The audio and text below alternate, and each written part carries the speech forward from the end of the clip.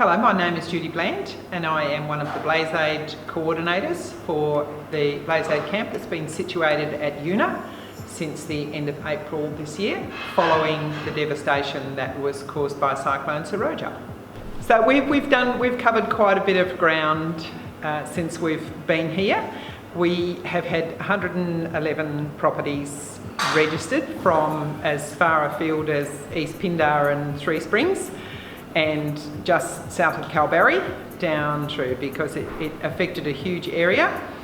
Of those farms, we have started and finished 66 of them.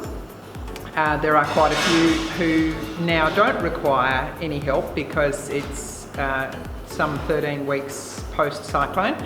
So we've actually cleared around about 313 kilometres of fencing that most of it's been either buried under stubble and sand or under branches, trees, fallen trees, just simply blown over, that kind of thing. There's actually been 69 kilometres of new fencing constructed, and we've had up to 27 volunteers in camp. In all, we have had 160 volunteers registered to help, and they have come from all over Australia.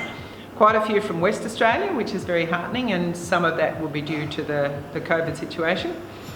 At this stage, we've worked almost 1,500 volunteer days of work, and the average age is around 64.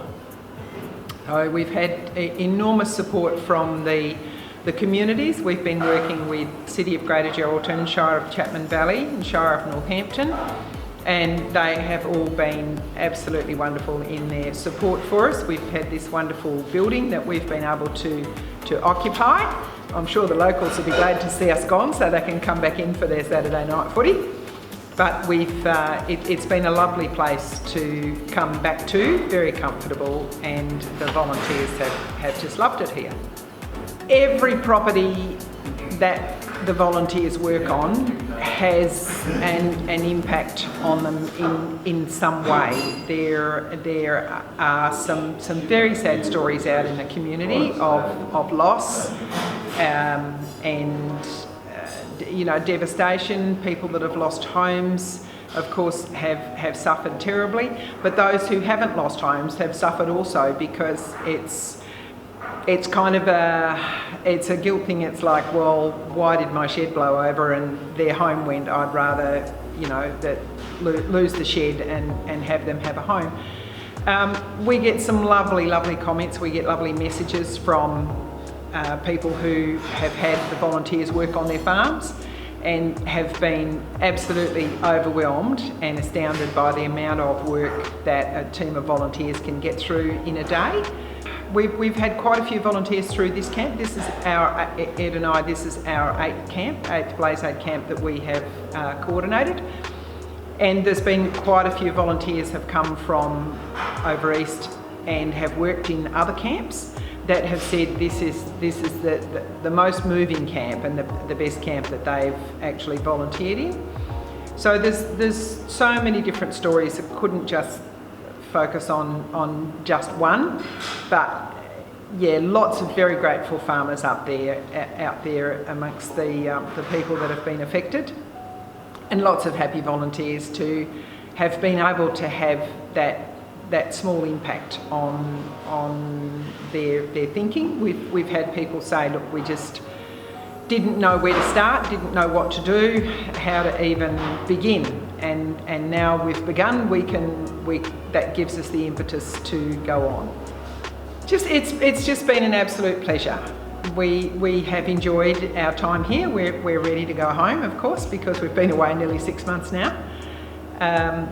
But it's something that we feel it's a great privilege to be able to be West Australian coordinators for Blazeaid. We still meet a lot of people who ask the question, what's Blazeaid? But there's a lot more people here know about it now than did when we started.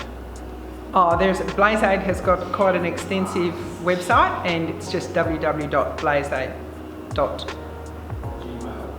No, that's the Gmail address, just .com, I think. It's just .com.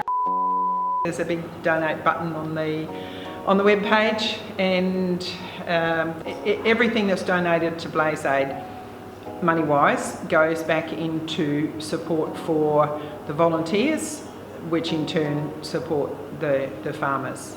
Our last working day will be Saturday, the 31st, so that's this coming Saturday, so just a few more days. The community is giving us a send-off. They gave us a wonderful welcome when we'd only been here a couple of days, so now we're in reverse now, and they're giving us a send-off, which is fantastic. It's just a small measure of the enormous support that we've had from the Yuna community and the Chapman Valley Shire in general. So we'll keep as many people working as we can until Saturday, and then it will just be pack everything up, and the trailers and vehicles will go into storage or to various different places, and hopefully for another couple of years there won't be too many more disasters.